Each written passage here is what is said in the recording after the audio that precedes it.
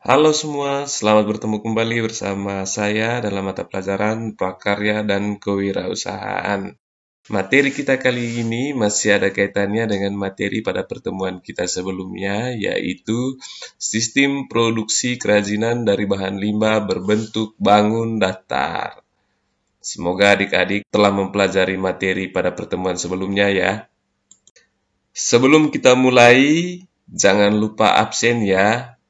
Dan mari kita berdoa menurut agama dan kepercayaan kita masing-masing. Berdoa mulai.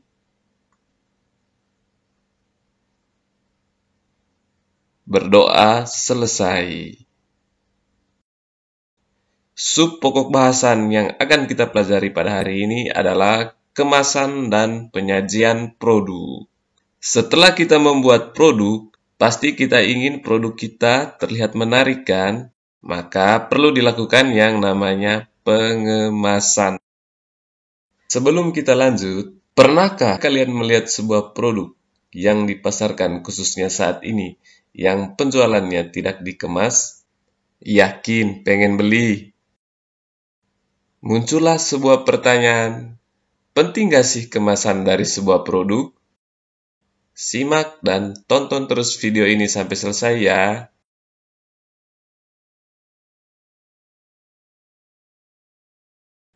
Untuk membuat sebuah produk terlihat menarik, maka dilakukan yang namanya pengemasan. Saat ini, kemasan produk menjadi salah satu hal terpenting dalam pembelian suatu produk.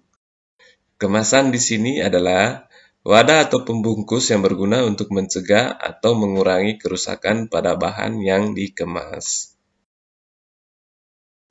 Tujuan pengemasan produk adalah yang pertama, kemasan memenuhi syarat keamanan dan kemanfaatan, di mana kemasan dapat melindungi produk dalam perjalanannya dari produsen ke konsumen. Yang kedua, kemasan dapat mendukung program pemasaran. Maksudnya, dengan kemasan, kita dengan mudah mengidentifikasi produk, sehingga dapat mencegah pertukaran produk. Yang terakhir, kemasan merupakan suatu cara untuk meningkatkan laba perusahaan, sehingga sebuah perusahaan harus membuat sebuah kemasan yang semenarik mungkin. Hal ini untuk meningkatkan laba perusahaan. Nah, adik-adik, itu adalah tujuan dari pengemasan produk. Yang berikut, manfaat pengemasan produk. Yang pertama, produk-produk yang dikemas biasanya lebih bersih, menarik, dan tahan terhadap kerusakan yang disebabkan oleh cuaca. Jadi, produk yang kita buat lebih aman terlindungi. Yang kedua, sebagai ciri pembeda produk. Sebagai contoh, misalnya, dua buah perusahaan membuat sebuah produk yang sejenis. Bagaimana kita dapat mengetahui produk mana yang dibuat oleh masing-masing perusahaan? Caranya adalah melalui kemasannya. Yang ketiga adalah menambah daya tarik produk. Kemasan yang menarik biasanya dapat memikat dan menarik perhatian konsumen. Alasannya karena produk yang dikemas lebih aman terlindungi. Dan yang terakhir adalah kemasan dapat menambah nilai jual sebuah produk. Jika kita ingin produk kita dinilai tinggi oleh konsumen, maka perlu dilakukan pengemasan.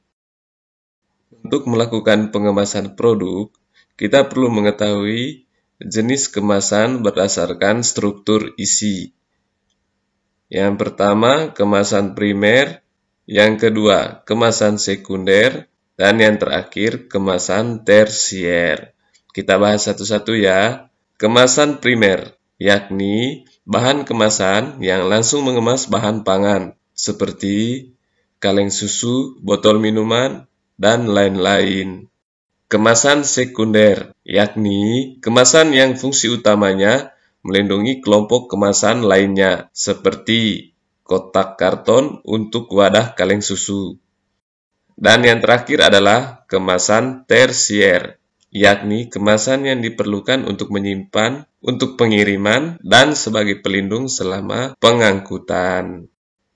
Setelah kita mengetahui jenis kemasan, maka kita juga perlu mengetahui jenis bahan kemasan.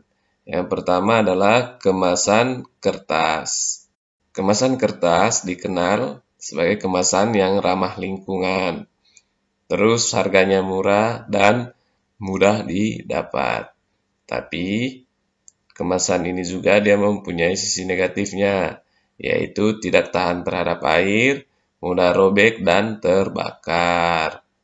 Yang berikut adalah kemasan kayu. Kemasan kayu ini juga dikenal sebagai kemasan yang ramah lingkungan. Selain itu juga dia kuat dan awet. Tapi dia juga mempunyai sisi negatifnya.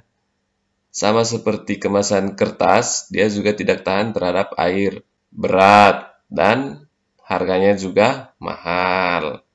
Dan yang terakhir adalah kemasan plastik. Kemasan plastik ini dia kedap udara dan air. Selain itu juga dia tidak mudah rusak dan bocor. Akan tetapi tetap dia mempunyai sisi negatifnya, seperti tidak ramah lingkungan, mengandung bahan kimia, dan harganya juga mahal. Nah, dari jenis bahan kemas tadi adik-adik, kalian bisa pikirkan jenis bahan kemas mana yang akan kalian pakai untuk kemasan produk kalian nanti. Sebab tiap jenis bahan kemas tersebut mempunyai sisi positif dan sisi negatifnya. Jadi, pintar-pintar memilih ya adik-adik dan harus selektif. Demikian dulu materi kita hari ini. Sangat diharapkan kalian bisa mencari informasi dari sumber-sumber lainnya. Dan untuk tugasnya, kalian bisa cek pada grup pembelajaran. Akhirnya, terima kasih untuk semua yang telah menonton video ini sampai selesai. Tetap jaga kesehatan, jangan lupa pakai masker ya.